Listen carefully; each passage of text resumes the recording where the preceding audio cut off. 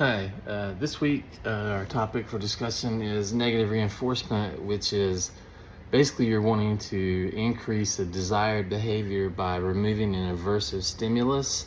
And a couple examples could be, well, for one, like with my child with autism, uh, she often would scream or cry if she doesn't get her way. Say if she and her sister Gracie were competing for a program to watch on television.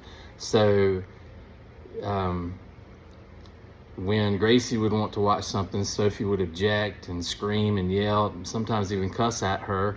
And when we removed Gracie fussing at her sister for screaming and crying, then we noticed that Sophie didn't scream, cuss, or holler anymore. So basically, we removed Gracie as the aversive stimulus because it was aversive to Sophie and caused her to behave in really kind of appropriate and crazy ways.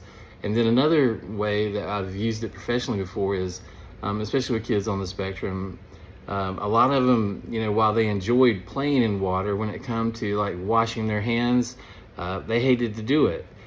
Basically, they didn't mind squirting water at someone or throwing water at someone, but when it came to washing hands, they didn't like the wetness or the stickiness felt from the particular soap that they used at the school. So we would encourage them to continue to wash their hands by immediately taking like a dry, warm towel and drying their hands off really well so that they were smooth, not wet, and no longer sticky.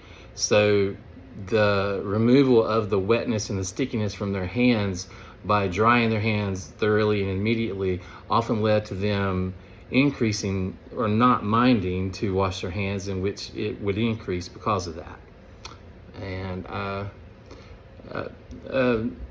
the National Institute of Health often talks about the use of negative reinforcement in ABA and working with kids on the spectrum.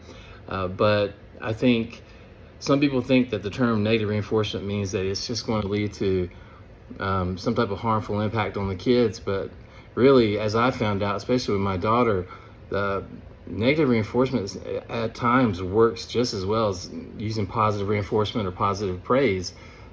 Those aversive stimuli can leave such a lasting impression on kids, which is why they try to avoid those positive behaviors. And if you can successfully remove those aversive stimuli, they actually respond quite positively and productively to it. So I believe that you can use negative reinforcement, and you can go ahead and throw praise in there as a form of combining the negative reinforcement and positive reinforcement, so you can try to increase those pro-social behaviors that you're wanting to achieve.